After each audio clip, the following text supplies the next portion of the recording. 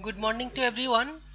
Today we are going to learn about chemical equilibrium and specifically the law of mass action, where what is the rule, how we can determine the rate of any reaction, and what is the relation between the mass of any reactant.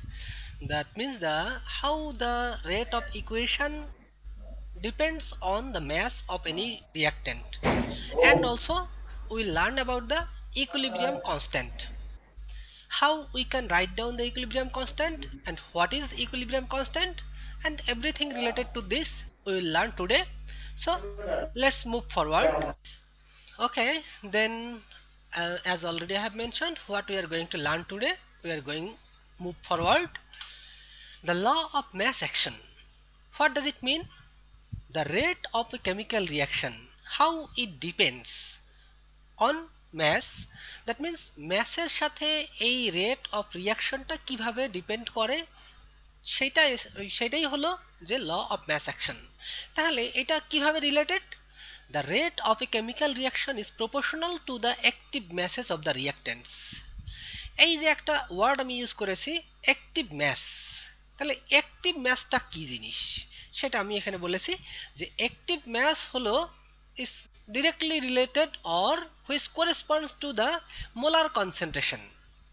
মানে কোনো একটা মলিকুলে বা কোনো একটা reactant যখন রিঅ্যাকশনে participate করে তার যে কনসেন্ট্রেশন, সেই কনসেন্ট্রেশনটাকে যদি আমরা মোলার কনসেন্ট্রেশন রূপে এক্সপ্রেস করি, then we can consider this active mass as the molar concentration. তার মানে মোলার কনসেন্ট্রেশনটাকেই আমরা, মোলার কনসেন্ট্রেশনের ইউনিটটা কি হয়ে থাকে? Moles per litre.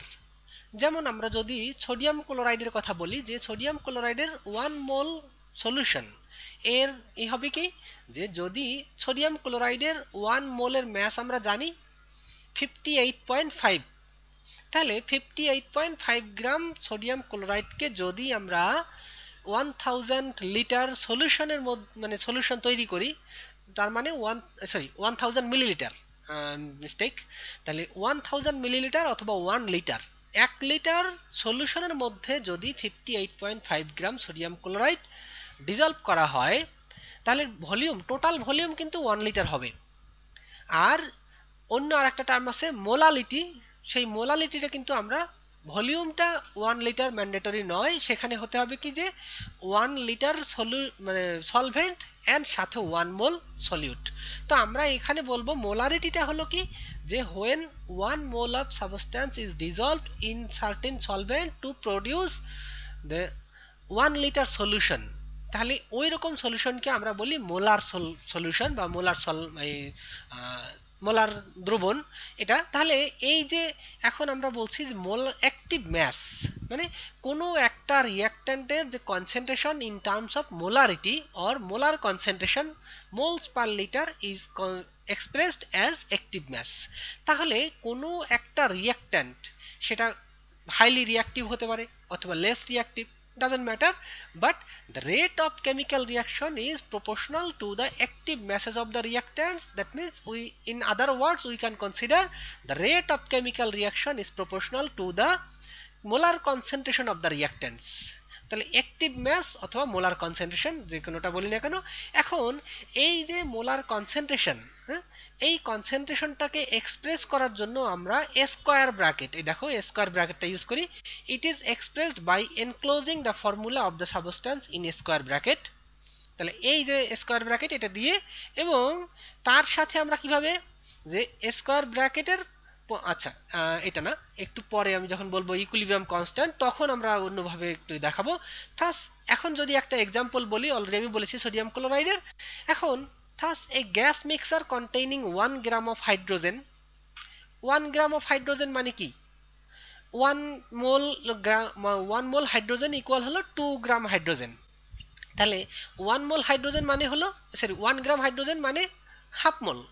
তাহলে যদি 1 লিটারের মধ্যে, 1 লিটার কন্টেইনারের মধ্যে অথবা কোনো 1 লিটার ভেসেলের মধ্যে যদি 1 গ্রাম হাইড্রোজেন নেওয়া হয়, তাহলে তার মোলারিটি হবে কত? জাস্ট 0.5। দেখো মোলারিটি অফ হাইড্রোজেন তাহলে আসছে 0.5, অথবা 127 গ্রাম অফ আয়োডিন। তো আয়োডিনের মলিকুলার ওয়েট সেটা হলো 254, মানে আয়োডিন। আর শুধু আয়োডিনের যদি বলো অ্যাটমিক ম্যাস তাহলে 127। তাহলে একটা আয়োডিনের অ্যাটমিক ম্যাস হলো 127, কিন্তু আয়োডিন যেহেতু মলিকুল হিসেবে থাকে, তো সেই ক্ষেত্রে এটা মলিকুলার ওয়েট হবে 254।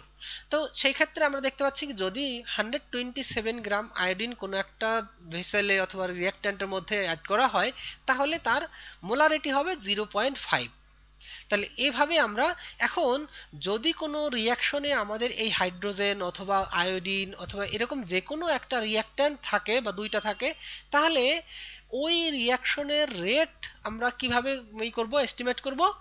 First of all, we have to write down in terms of proportionality. So rate of that reaction will directly proportional to the molar concentration of that reactant. আচ্ছা, তাহলে এখন আমরা এটাকে একটু এক্সপ্লেন করি যে আসলে এই যে আমরা ল অফ ম্যাস অ্যাকশনটা বললাম, সেটা কোলিশন থিওরি দিয়ে আমরা এক্সপ্লেন করতে পারি কিনা। আচ্ছা, কোলিশন থিওরিটা কি এটা তোমাদেরকে একটু জানতে হবে। যে কোলিশন থিওরিটা হলো যে যদি কোনো একটা রিঅ্যাক্ট্যান্ট ভেসেলে দুইটা, তিনটা, চারটা যতগুলো পার্টিকেল থাকুক না কেন, অথবা একই পার্টিকেলের অনেকগুলো অ্যাটম যদি থাকে অথবা অনেকগুলো কম্পোনেন্ট থাকে, মনে করো একটা রিয়াকশন আছে হাইড্রোজেন এবং হাইড্রোজেন আয়োডিনের সাথে বিক্রিয়া করে হাইড্রোজেন আয়োডাইড তৈরি করতেছে। আবার যদি আমরা ওইভাবে দেখি যে রাইট সাইড থেকে কনসিডার করি, রাইট সাইড থেকে কনসিডার করলে 2 মোল অফ হাইড্রোজেন আয়োডাইড, কারণ 1 মোল হাইড্রোজেন অ্যান্ড 1 মোল আয়োডিন এটা রিয়াকশন করে ফর্ম করে হাইড্রোজেন আয়োডাইড 2 মোল। তো এখন এই যে 2 মোল হাইড্রোজেন আয়োডাইড এটা ডিকম্পোজ করে আবার হাইড্রোজেন আর আয়োডিন তৈরি করতেছে। সেক্ষেত্রে আমরা যদি লেফট সাইডের হিসাব করি তাহলে দেখতে পাচ্ছি কি 2 different components hydrogen and iodine. তাহলে এখানে আমরা যদি এটাকে এ এন্ড বি দিয়ে রিপ্রেজেন্ট করি, তাহলে A can collide with B or ultimately B can collide with A. ব্যাপার একই জিনিস, যে যখন এ বি এর সাথে কলিশন করছে বা ধাক্কা দিচ্ছে তখন, অথবা বি যখন এ এর সাথে ধাক্কা দিচ্ছে তখন সেটাকে আমরা collision of A and B বলছি। আবার যখন ওই হাইড্রোজেন আয়োডাইড প্রোডাক্ট হচ্ছে, সেই হাইড্রোজেন আয়োডাইডের যদি দুইটা মলিকুল থাকে, কারণ আমরা দেখতে পাচ্ছি কি এখানে 2 মোল হাইড্রোজেন এবং আয়োডিনের বিক্রিয়ায় 2 মোল হাইড্রোজেন আয়োডাইড তৈরি হয়। তো তখন আমরা ওই যে 2 মোল হাইড্রোজেন আয়োডাইড এই যে দুইটা মলিকুল সেটাকে আমরা 2A হিসেবে ধরতে পারি, অথবা 2 প্রোডাক্ট হিসেবে বলি, তাহলে দুইটা প্রোডাক্ট মলিকুল। তাহলে এই দুইটা প্রোডাক্ট মলিকুল একটা আরেকটার সাথে কলিশনের মাধ্যমে আবার তার রিঅ্যাক্ট্যান্ট মলিকুলগুলো তৈরি করতে পারে। আচ্ছা, তাহলে এই যে একটা মলিকুল আর একটা মলিকুলের সাথে যে ধাক্কা দিচ্ছে বা মানে কোলাইড করছে, এই কলিশনের উপরে বেস করে যত বেশি কলিশন হবে রিঅ্যাকশন রেটটা তত বেশি হবে। এইটা হলো তোমার কলিশন থিওরি, বা যেটা আমরা বলি যে number of collision is directly related with the rate of the reaction. তাহলে কোনো একটা রিঅ্যাকশনের রেটটা directly proportional to the number of collision. এখন নাম্বার অফ কলিশন অনেকগুলো বিষয়ের উপর ডিপেন্ড করে, সেগুলো আমরা পরবর্তীতে দেখব। তবে ইনিশিয়ালি আমরা যেটা বলছি যে যদি কোনো একটা সিস্টেমের মধ্যে অনেকগুলো মলিকুল থাকে অথবা অনেকগুলো পার্টিকেল থাকে, তাহলে নাম্বার অফ পার্টিকেলস, কোনো একটা সিস্টেমে নাম্বার অফ পার্টিকেল যত বেশি হবে তার রেট অফ রিয়াকশন তত বেশি হবে। কারণ কি, যদি নাম্বার অফ পার্টিকেলস বেশি থাকে তাহলে তাদের মধ্যে কলিশনের নাম্বারটা, মনে করো একটা রুমের মধ্যে দুইজন মানুষ আছে, তাহলে দুইজন মানুষ থাকলে তাহলে তাদের মধ্যে মানে কথার আদান প্রদান জাস্ট খুব কম, একটা দুইটা কথা হয়তো বললো। আবার যদি তিনজন থাকে, চারজন থাকে, পাঁচজন থাকে, এভাবে যত মানুষ থাকবে, তাহলে রুমের মধ্যে যদি বেশি মানুষ থাকে তাহলে প্রতি একজন মানুষে যদি একটা একটা করেও কথা বলে তাহলে রুমটা একদম পুরো মাছের বাজারের মতো হয়ে যেতে পারে, যেমন তোমাদের ক্লাসে মাঝে মধ্যে এরকম হয়। তো সেই রকম, তাহলে সেই ক্ষেত্রে আমরা যেটা বলছি যে শুধু এইটা না, যে যে কোনো পার্টিকেল যদি অনেকগুলো পার্টিকেল একটা সিস্টেমের মধ্যে থাকে তাহলে কি হবে, যে নাম্বার অফ কলিশনটা অনেক বেড়ে যাবে। তো সেইটা আমরা হিসাব করে দেখব যে কয়টা পার্টিকেল থাকলে কতগুলো কলিশন হতে পারে। এবং সেইটাই কিন্তু হিসাব করে সায়েন্টিস্টরা দেখছেন যে directly related to the number of collision, the rate of reaction is directly related to the number of collision, and number of collision is directly proportional to the number of particles which is related to the concentration. মানে কোনো একটা রিঅ্যাক্ট্যান্টের কনসেন্ট্রেশনটা যত বেশি হবে, concentration বেশি মানেই হলো কি তার ভিতর বেশি পরিমাণ পার্টিকেল আছে। যেমন আমি প্রথমে বলছিলাম যে 1 মোল সোডিয়াম ক্লোরাইড, তাহলে 1 মোল সোডিয়াম ক্লোরাইড মানে কি 1 লিটার সলিউশনের মধ্যে 58.5 গ্রাম সোডিয়াম ক্লোরাইড আছে। কিন্তু যদি আমি বলে দিই এটা 2 মোল সোডিয়াম ক্লোরাইড, তার মানে কি তাহলে 2 into 58.5, তাহলে total volume of the solution is remaining same 1 litre, but the number of particles of sodium chloride or number of molecules of sodium chloride increased by 2। তাহলে সেই ক্ষেত্রে দেখো যে এখানে কি হবে, rate of the reaction can be changed.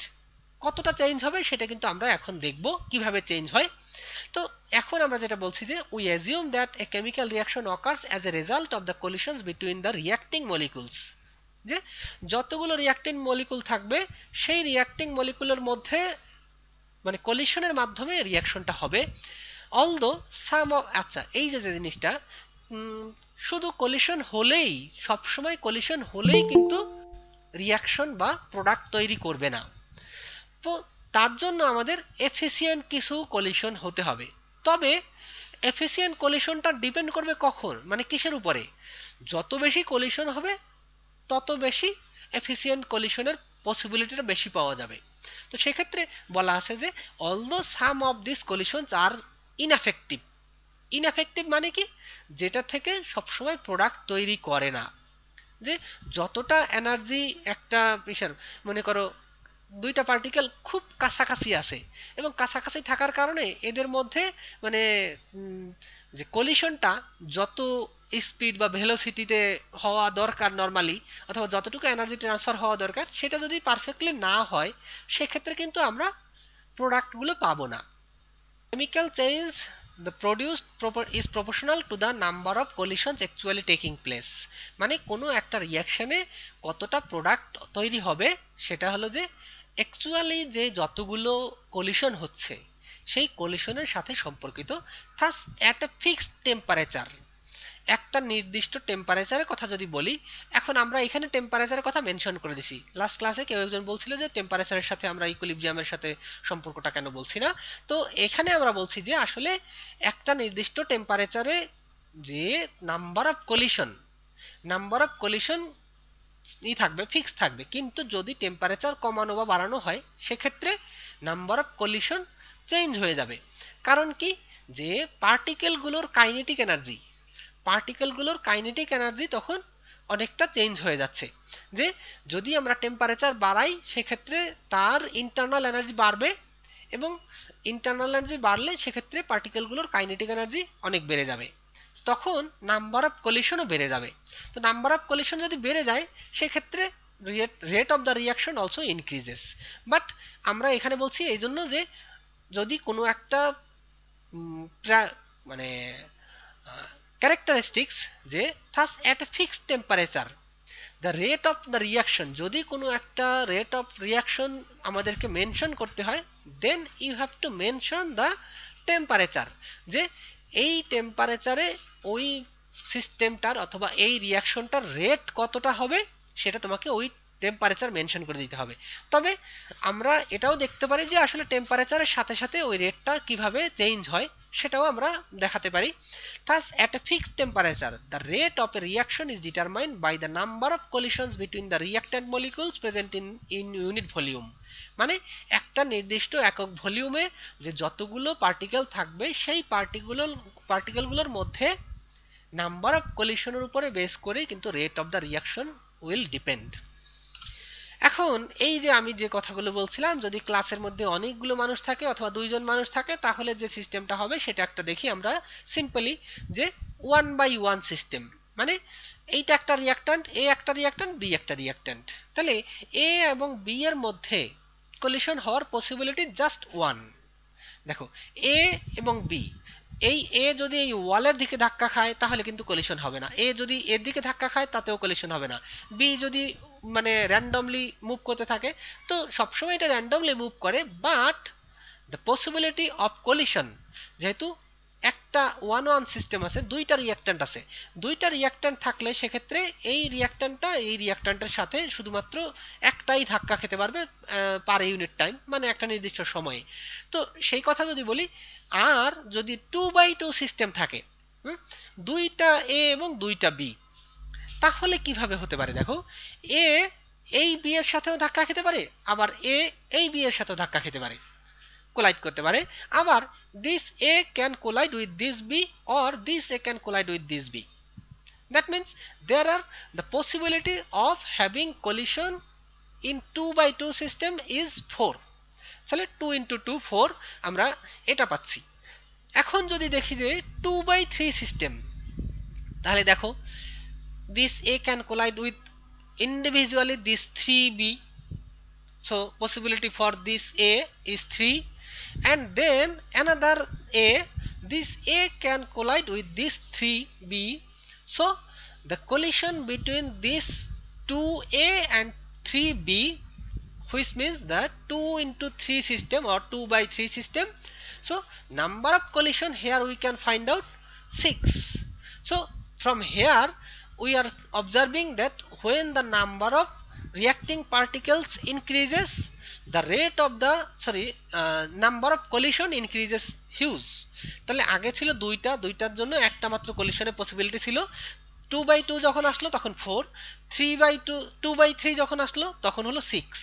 এখন যদি আমরা আরো বেশি যাই 3x3 সিস্টেম, তাহলে কি হবে, তিনটা এ তিনটা বি এর সাথে কলিশন করে প্রত্যেকটা এ বি এর সাথে তিনবার করে ধাক্কাই করতে পারে, বি এর সাথে 1 2 3, আবার এই এ বি বি বি অথবা this A can collide with B B B, so overall the number of collision becomes 3 into 3.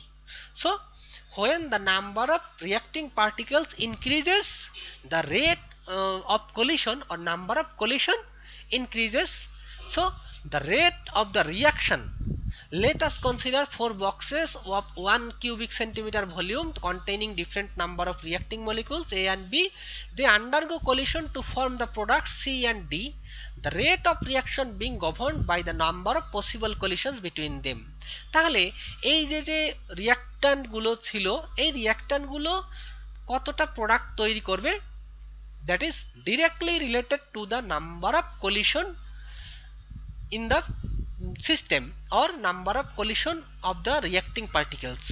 তাহলে আমরা দেখতে পাচ্ছি যে যতই নাম্বার অফ পার্টিকেলস বাড়ছে ভলিউম কিন্তু সেম, ভলিউম যদি ডিফারেন্ট হয়ে যেত তাহলে কিন্তু নাম্বার অফ কলিশন কিন্তু আবার কম বেশি হতে পারত।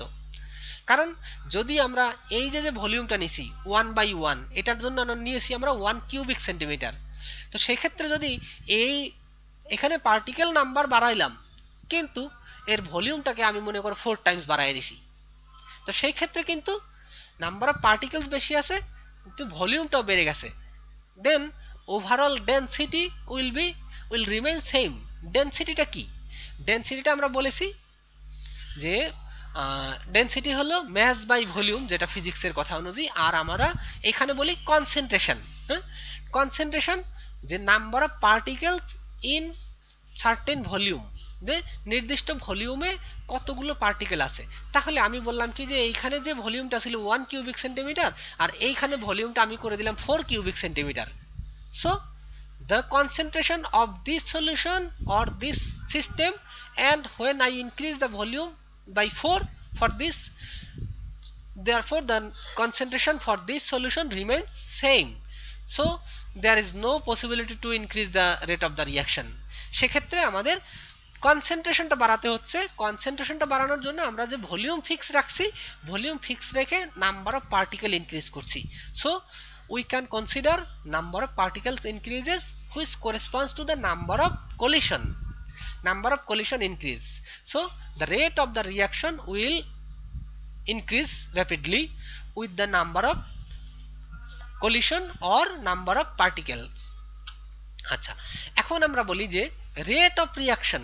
আমরা যে আমি বলেছি যে আমাদের ল অফ ম্যাস অ্যাকশনটাই ছিল কি, the rate of reaction is directly proportional to the concentration of the molar concentration of the reactants. তাহলে A is a reactant, B is another reactant, so the rate of reaction, এখন আমরা যদি ওই hydrogen iodide এটার জন্য বলি যে ওইটা যখন ডিকম্পোজ করে ব্যাকওয়ার্ড রিয়াকশনে আসে, তখন কি হয় যে ওই একটা রিয়াক্ট্যান্ট আছে মাত্র, তো একটা রিয়াক্ট্যান্টের দুইটা মলিকুল অথবা 2 মোলস, সেক্ষেত্রে আমরা অন্যভাবে সাজাবো, সেটা আমরা একটু পরে দেখাবো। তো এখন দেখো, just law of mass action থেকে আমরা জানি কি, the rate of reaction is directly proportional to the concentration, এই যে A is the symbol of reactant A and the square bracket represents the concentration of A. তাহলে B square bracket of B which corresponds to the concentration of B. তো এখন এই প্রপোর্শনালকে যদি আমরা তুলে দিতে চাই, প্রপোর্শনালকে তুলে দিতে চাইলে we have to multiply with certain constant value. This is the K. So the rate of reaction, directly we can write down K into concentration of A into concentration of B. এখন যদি আমাদের reactant এই দুইটার পরিবর্তে আরো বেশি থাকে, 3টা 4টা 5টা এরকম যদি কোনো রিঅ্যাকশন থাকে, বাট নরমালি আমরা অত বড় রিঅ্যাকশন স্টাডি করতে পারি না, বা স্টাডি করতে গেলে আমাদের অনেক টাফ হয়। তো তারপরেও জাস্ট আমরা একটু মানে জেনারেলাইজ ওয়েতে এটা দেখাই যে আসলে যদি 3টা রিঅ্যাক্ট্যান্ট থাকে, what will happen for the rate of the reaction if there are 3 reactant molecules. Let us consider A, B, C giving some products. তাহলে এই যে A, B, C তিনটা রিঅ্যাক্ট্যান্ট, এইটা A, B, C তিনটা reactant, এই তিনটা reactant একটা আরেকটার সাথে কোলাইড করবে, সেই পসিবিলিটিটা কত সেটার উপরে বেস করে যে নাম্বার অফ কলিশনটা কত হবে। In a reaction A plus B plus C, the number of collisions between A, B and C depends on the concentration of each reactant. তাহলে প্রত্যেকটা রিঅ্যাক্ট্যান্টের কনসেন্ট্রেশনের উপরে বেস করে rate of the reaction will depend, or the number of collision will depend, যে এই রিঅ্যাক্ট্যান্টের মধ্যে যতগুলো particle আছে, যদি number of particle for this component is very less, but এই যে এইগুলোর ক্ষেত্রে পার্টিকেলের কনসেন্ট্রেশনটা একটু বেশি আছে, তখন কি হবে, তারপরেও কিন্তু পসিবিলিটিটা এই পার্টিকেল এবং এই পার্টিকেল কোলাইড করবে বেশি, কারণ আমি বলেছি যে এই দুইটার কনসেন্ট্রেশনটা একটু বেশি আছে, so number of particles for this reactants little bit higher, so there is a possibility to have more collisions between B and C. Then the colliding molecules B and C will collide with A to give the products. So এখানে আমরা বলছি যে number of collisions between A, B and C depends on the concentration of each reactant. প্রত্যেকটা রিঅ্যাক্ট্যান্টের কনসেন্ট্রেশনের উপরে base করে এটার number of collision কম বেশি হবে। Therefore the rate of reaction, তাহলে এই বিক্রিয়ার রেট অফ রিঅ্যাকশনটা কি হবে, rate of reaction is proportional to the concentration of A, concentration of B, concentration of C. সবগুলো কিন্তু মাল্টিপল হিসেবে থাকবে। আমি এইখানে একটা শব্দ একটু অ্যাভয়েড করার চেষ্টা করব, মাল্টিপলকে মানে প্রোডাক্টকে, যেগুলো আমরা আসলে এই দেখো A product B product C মানে হলো গুণ করা, যেটা বাংলায় আমরা বলি গুণ করা, সেটাকে আমরা যদি মাল্টিপল হিসেবে বলি সেই ক্ষেত্রে একটু তোমাদের বোঝার জন্য সুবিধা হয়। কিন্তু যদি আমি বলি দেই product of concentration of A multi concentration of B and concentration of C, তাহলে তোমরা মনে করতে পারো যে রিঅ্যাকশনের প্রোডাক্ট না এই যে প্রোডাক্ট, তাহলে এই দুইটা কিন্তু একটু তালগোল পাকিয়ে যেতে পারে যে এটা মাল্টিপ্লাই বোঝানো হয়েছে না রিঅ্যাকশনের প্রোডাক্ট বোঝানো হয়েছে। তো সেই জন্য আমি চেষ্টা করব যে আসলে যেখানে আমার মাল্টিপ্লিকেশন অথবা প্রোডাক্ট বোঝানো হয়েছে, মাল্টিপ্লিকেশন বোঝানো হয়েছে যে প্রোডাক্টটা দিয়ে, সেখানে আমি মাল্টিপ্লিকেশন শব্দটা অথবা মাল্টিপল ইউজ করব, আর অন্য রিঅ্যাকশনের ক্ষেত্রে যে প্রোডাক্টটা পাওয়া যায় সেগুলোর জন্য আমরা প্রোডাক্ট ইউজ করব। Therefore, the rate of reaction directly proportional to the concentration of A multiplied by concentration of B multiplied by concentration of C. So এই তিনটা হলো আমাদের এখানে রিঅ্যাক্ট্যান্ট, এবং প্রত্যেকটা রিঅ্যাক্ট্যান্টের কনসেন্ট্রেশনের সাথে এটা related. So if we want to remove the proportionality constant, then we are multiplying with the constant K, and this is K, and the rate of the reaction K multiplied by concentration of A, concentration of B and concentration of C. তাহলে এই হলো আমাদের rate of the reaction. এখন আমরা শিখব equilibrium constant and equilibrium ল। তো যদি আমরা একটা জেনারেল ইকুয়েশন ধরি, general reaction A plus B and forming C and D. Let us consider a general reaction A plus B which forms C and D in a reversible reaction. Then we also consider A square bracket of A, square bracket of B, square bracket of C and D represents the molar concentration of A, B, C and D respectively. তাহলে ইকুইলিব্রিয়ামে last ক্লাসে আমরা equilibrium কিভাবে পৌঁছানো হয় সেটা আমরা দেখাইছি। তাহলে ইকুইলিব্রিয়ামে রেট অফ রিয়াকশন এটা কিভাবে আমরা করব, যে ফরওয়ার্ড রেট, এটা হলো ফরওয়ার্ড রিয়াকশনের ক্ষেত্রে A and B are the reactants. When we consider the backward rate, the C and D are the reactants. So আমাদের রিভার্সিবল রিয়াকশনের ক্ষেত্রে যখন ইকুইলিব্রিয়াম হবে তাহলে A and B এটা হলো ফরওয়ার্ড রেটের রিয়াক্ট্যান্ট, ফরওয়ার্ড রিয়াকশনের রিয়াক্ট্যান্ট। আবার যদি আমরা বলি যে C and D তাহলে সেটা হচ্ছে রিভার্সিবল রিয়াকশন অথবা মানে রিভার্স রিয়াকশনের রিয়াক্ট্যান্ট। তাহলে how we can estimate the rate of forward reaction and rate of backward reaction? So here you can see the rate of forward reaction আমরা law of mass action থেকে যেটা জেনেছি যে rate of reaction is directly proportional to the concentration of the reactants. So the rate of forward reaction is proportional to concentration of A and concentration of B. তাহলে এই forward রেটটার যে এখন এই proportionality কনস্ট্যান্টটাকে তুলে দেওয়ার জন্য আমরা আলাদা একটা কনস্ট্যান্ট নিয়েছি K1। তাহলে K1 এটা যদি হয় তাহলে K1টা দিয়ে মাল্টিপ্লাই করে আমরা এই প্রপোর্শনালিটি কনস্ট্যান্টটাকে তুলে দিলাম প্রপোর্শনালিটিটাকে। তাহলে rate of forward reaction equal K1 into A into B, concentration of A into concentration of B।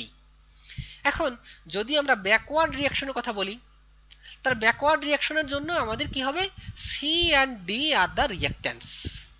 Similar way, the rate of backward reaction or reverse reaction is proportional to the concentration of C and concentration of D.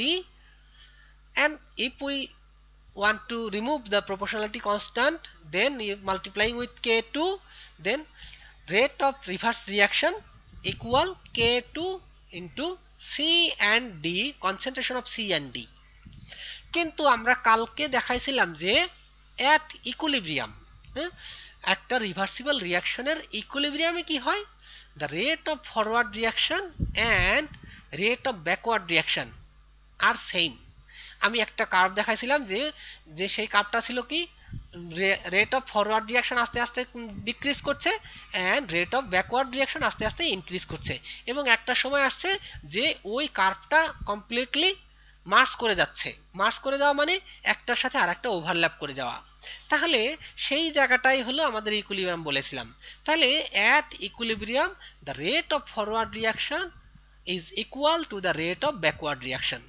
So if we apply that assumption, then we can write down K1 multiplied by A, concentration of A, concentration of B equal K2 multiplied by concentration of C into concentration of D. তাহলে এই term আর এই টার্মটা তখন সমান হয়ে যাবে।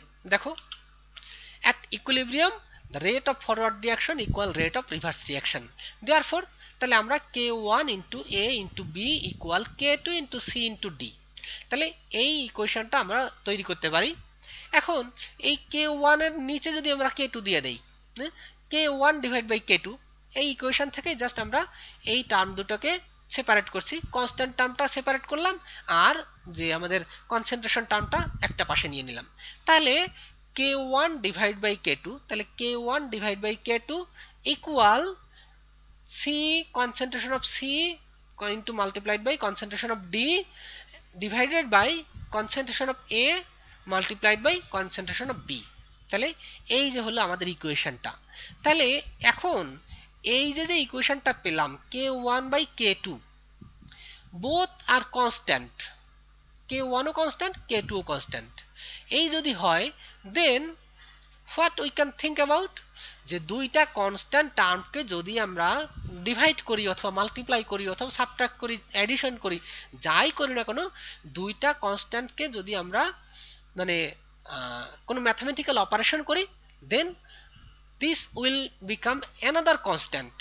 মনে করো এইটাকে আমরা 10 একটা কনস্ট্যান্ট ভ্যালু ধরে নিলাম 10, এটাকে ধরে নিলাম 2, তাহলে 10 ডিভাইড বাই 2 আমরা পাচ্ছি 5, this is also another constant which is known, so we can consider k1 by k2 as another constant, so we can express this constant as kc.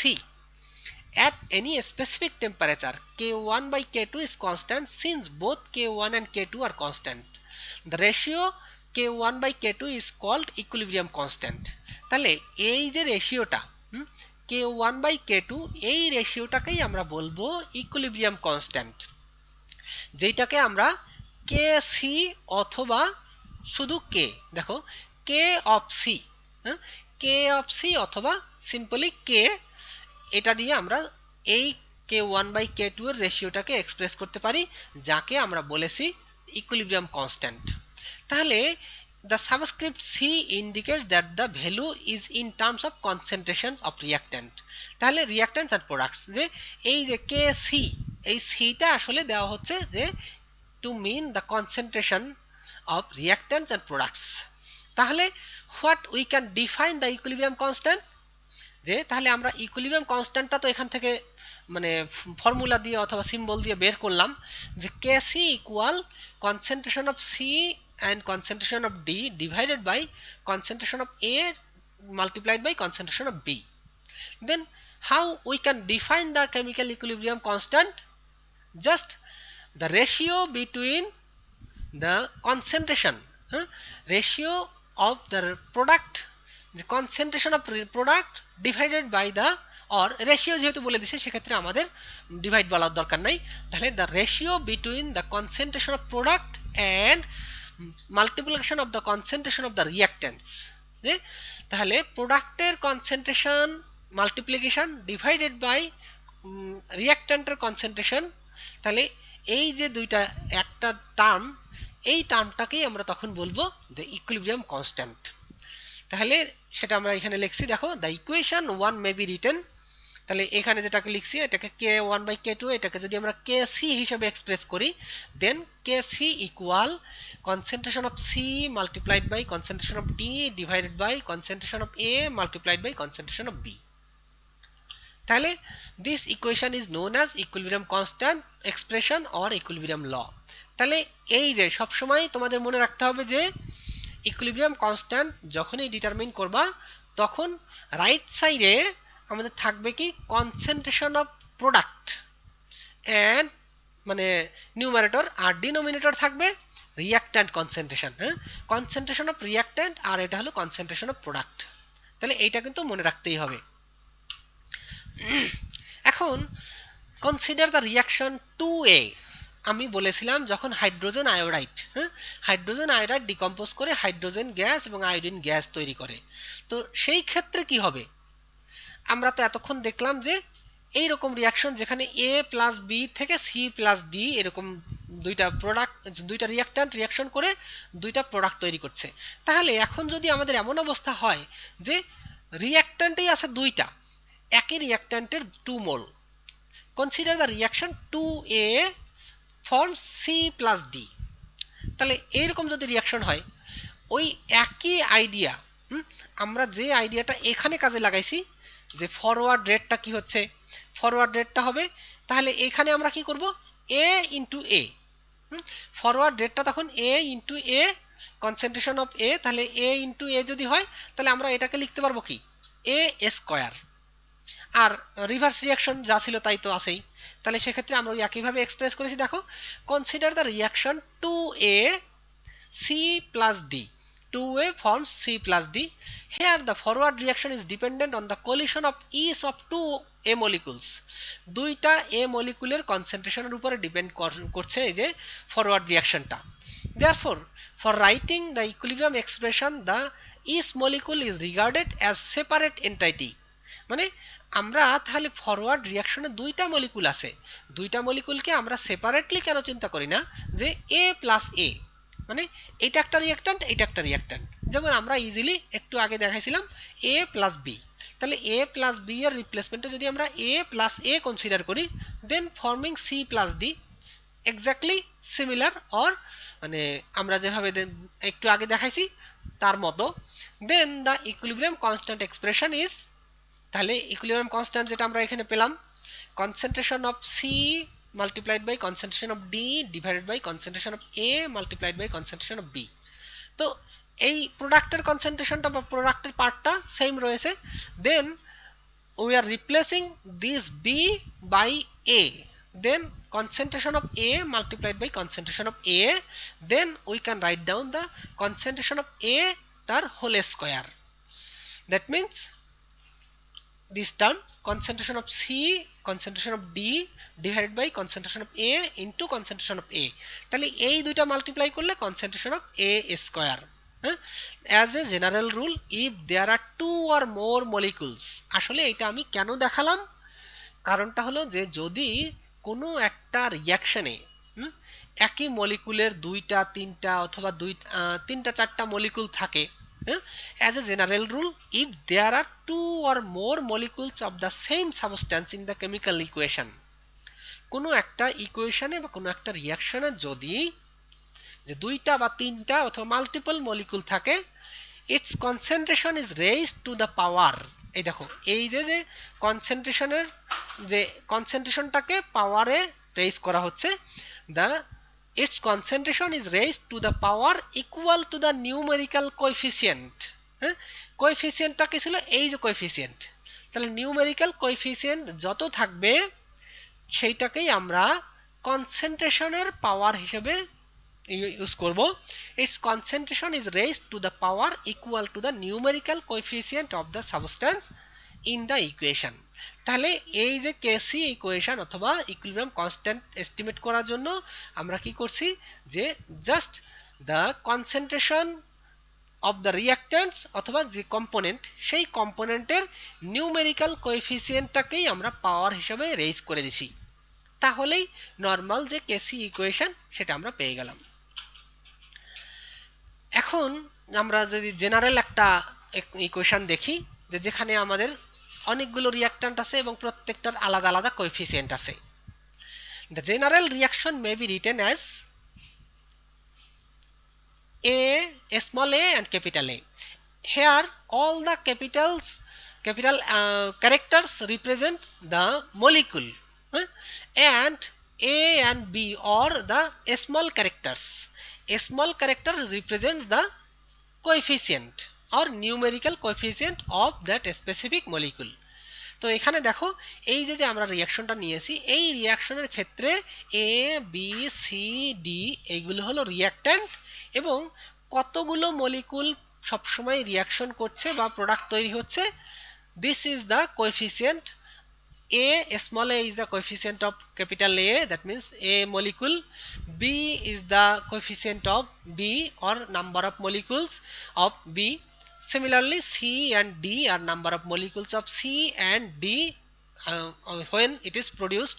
তো তাহলে সেক্ষেত্রে আমরা যে ইকুয়েশনটাই মাত্র দেখে আসলাম যতগুলো কোএফিসিয়েন্ট থাকবে রিঅ্যাক্ট্যান্টের কোএফিসিয়েন্ট যত থাকবে সেই কোএফিসিয়েন্টটা আমাদের পাওয়ার হিসেবে ইউজ করতে হবে, তাহলেই আমরা রেট অফ ইকুইলিব্রিয়াম কনস্ট্যান্টের ভ্যালুটা পেয়ে যাব।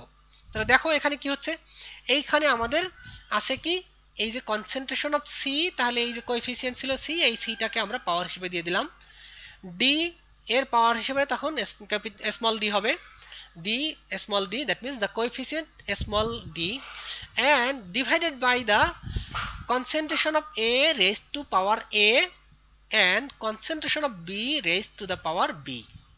তাহলে আমরা কিন্তু একটার পর একটা স্টেপ বাই স্টেপ আগাচ্ছি, কোনোটা ওভার জাম্প করে না, যে প্রথমে একটা জেনারেল ইকুয়েশন দেখাইছি তারপরে সেখানে দেখালাম কি যে আসলে যদি দুইটা একই ধরনের রিঅ্যাক্ট্যান্ট থাকে then what will happen, or how we can estimate the equilibrium constant. Then we are moving in the real example or generalized real example, where there are many different types of molecules or many coefficients can participate in the chemical reaction. তো সেই ক্ষেত্রে একটার পর একটা যা আমি যদি সরাসরি তোমাদেরকে এই ইকুয়েশনটা দেখাই দিতাম তখন হয়তো বা তোমাদের বুঝতে একটু টাফ হতো বা কষ্ট হতো, বাট যেহেতু আমরা স্টেপ বাই স্টেপ যাচ্ছি তো সেই কারণে আমার মনে হয় তোমাদের জন্য it will be easier. Now where KC is the equilibrium constant, তাহলে এখানে আমরা যেটা দেখলাম যে এখানে এই কেসিটাকে আমরা ইকুইলিব্রিয়াম কনস্ট্যান্ট বলছি। তাহলে প্রত্যেকটাকেই আমরা এখন ওভারঅল আমরা কেমিক্যাল ইকুইলিব্রিয়াম কনস্ট্যান্ট এটাকে কিভাবে ডিফাইন করব।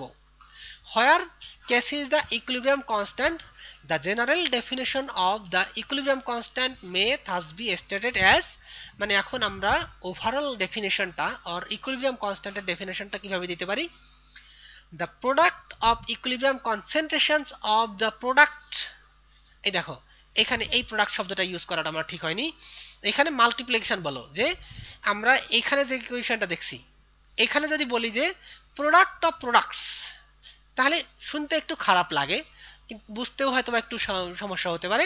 তো সেক্ষেত্রে আমি বলি যে multiplication of the concentration of products raised to the coefficient. এভাবে যদি বলি যে the multiplication of the equilibrium concentrations of the products divided by the product of the, এই যে আবার এখানে এই প্রোডাক্ট আবার ইয়ার চলে আসছে, the multiplication of the equilibrium concentrations of the reactants with each concentration term raised to a power equal to the coefficient of the substance in the balanced equation, মানে একটা রিঅ্যাকশনে যা হবে সেই রিঅ্যাকশনটাকে কমপ্লিটলি ব্যালেন্স করার পরে আমরা যে কোএফিসিয়েন্টগুলো পাবো, আমরা কিন্তু যে কোনো কোএফিসিয়েন্ট দিয়ে দিলে হবে না, যে একটা রিভার্সিবল রিঅ্যাকশনে এক্স্যাক্টলি কি হয় এবং কতগুলো মলিকুল রিঅ্যাকশন করে কতগুলো প্রোডাক্ট তৈরি করে সেটা হলো ব্যালেন্সড ইকুয়েশন। তাহলে এই ব্যালেন্সড ইকুয়েশনের কোএফিসিয়েন্টগুলো যত থাকবে সেই কোএফিসিয়েন্টগুলোকে আমরা কি করব, will raise into the power of the concentration of that component. It can be either product or reactant. তো সেই ক্ষেত্রে আমরা কি করছি যে multiplication of the equilibrium concentrations of products বলতে বোঝাচ্ছি আমি সি অ্যান্ড ডি, মাল্টিপ্লিকেশন বলেছি, তো মাল্টিপ্লিকেশন মানে C concentration of C and concentration of D এটা মাল্টিপ্লাই হিসেবে আছে, divided by the multiplication of concentration of reactants মানে A and B, তাহলে A and B এ হলো আমার reactants raised to the power of the concentrations, what মানে কিভাবে raise করব, the in the ratio of the coefficient, the coefficient of the reactants or products in the balanced equation.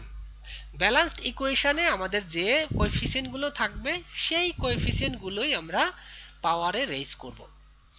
তাহলে এই হলো আমাদের যে ইকুইলিব্রিয়াম কনস্ট্যান্ট, এবং ইকুইলিব্রিয়াম কনস্ট্যান্ট আমরা কিভাবে ডিটারমিন করি for a general reaction or simple reaction where we have no coefficient, or if we have any other coefficient then we can write down the equilibrium constant just like this way.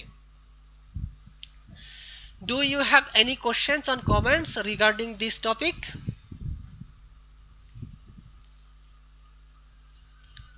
কারো কোনো question আছে?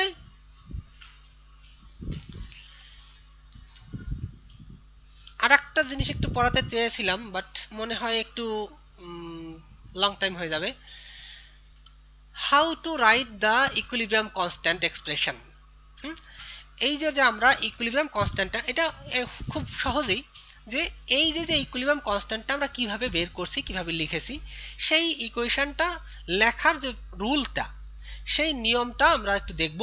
How we can write down the equilibrium constant expression.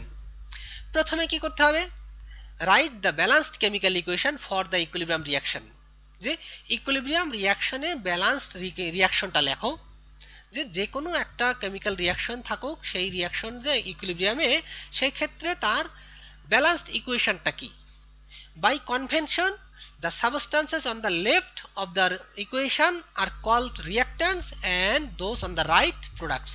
এটা আমরা সেই class 9-10 বা তার আগেও 7-8-এও তোমরা হয়তো পড়ে আসছো যে কোনো একটা রিয়াকশনের লেফট সাইডে রিয়াক্ট্যান্ট, রাইট সাইডে প্রোডাক্ট। তাহলে লেফট সাইডে রিয়াক্ট্যান্ট এবং রাইট সাইডে প্রোডাক্ট, এটার আমরা কি করব, জাস্ট ব্যালেন্সড ইকুয়েশনটা লিখব। Then write the multiple of concentrations of products. যেমন এটা আমরা করেছিলাম যে কনসেন্ট্রেশন অফ প্রোডাক্টস, এটাকে লিখতে হবে। এটা আমরা স্টেপ বাই স্টেপ দেখাচ্ছি। তাহলে সেখানে কি হবে, right down the multiple of multiple of concentration of products, এটা হলো একটা স্টেপ। তারপরের স্টেপ কি, and write down the multiple of concentration of products and raise the concentration of each substance to the power of its numerical quotient in the balanced equation. মানে numerical coefficient আমরা যেটা বলেছি সেই কোএফিসিয়েন্টে raise করতে হবে। যেমন আমরা আগের ইকুয়েশনে ক্যাপিটাল এ এর পাওয়ারটা দিয়েছি small A, because small a or small characters represent the coefficient of individual molecule in the balanced equation. পরের স্টেপটা একই জিনিস, right the multiple of concentration of রিয়াক্ট্যান্টস। কারণ প্রথমে আমরা প্রোডাক্ট লিখেছি কেন, কারণ আমরা নিউমারেটরে প্রোডাক্টের পার্টটা লিখব আর ডিনোমিনেটরে আমরা রিয়াক্ট্যান্টের পার্টটা লিখব। এই কারণে কিন্তু সেকেন্ড স্টেপে আমরা করেছি কি কনসেন্ট্রেশন অফ দ্য প্রোডাক্ট লিখেছি, এবং থার্ড স্টেপে লিখেছি এই যে concentration of the reactant raised to the coefficient of the balanced equation. তারপরে এখন কি করব, আমাদের ওই যে কোএফিসিয়েন্টের পাওয়ার রেইজ করা হয়ে গেল, মানে সরি কনসেন্ট্রেশন, রিয়াক্ট্যান্ট এবং প্রোডাক্টের কনসেন্ট্রেশন লেখা হলো। সেই কনসেন্ট্রেশন লেখার পরে আমরা তাদের কোএফিসিয়েন্ট দিয়ে পাওয়ার পর্যন্ত রেইজ করে দিছি। Then write down the equilibrium expression by placing the product concentration. Product কনসেন্ট্রেশনটা যে পার্টটা পেয়েছিলাম এই যে এই সেকেন্ড টার্মে, এখানে আমি লিখেছিলাম কি প্রোডাক্টের কনসেন্ট্রেশনের, এবং সেই কনসেন্ট্রেশনটাকে নিউমেরিক্যাল দিয়ে মানে কোএফিসিয়েন্টটা দিয়ে রেইজ করেছি অ্যাজ এ পাওয়ার। তাহলে এই পার্টটা will come into the numerator. তাহলে এই যে নিউমারেটরটা দেখো, এই যে multiple of concentration of products from step 2 products from, আর তারপরে ডিনোমিনেটরে থাকবে কি multiple of concentration of reactants from step 3। তাহলে স্টেপ 2 এ আমরা যা পেয়েছি সেটা লিখলাম এখানে, আর স্টেপ 3 তে যা পেয়েছি তাই এখানে লিখলাম। তাহলে this is the simplest form of writing the equilibrium constant. That means the multiple of concentration of products divided by the multiple of concentration of reactants, and also we need to raise the power of the reactants and products based on the numerical coefficient from the balanced equation. So this is the end of my today's class. If you have any question or comments, then you are welcome, and thanks to all.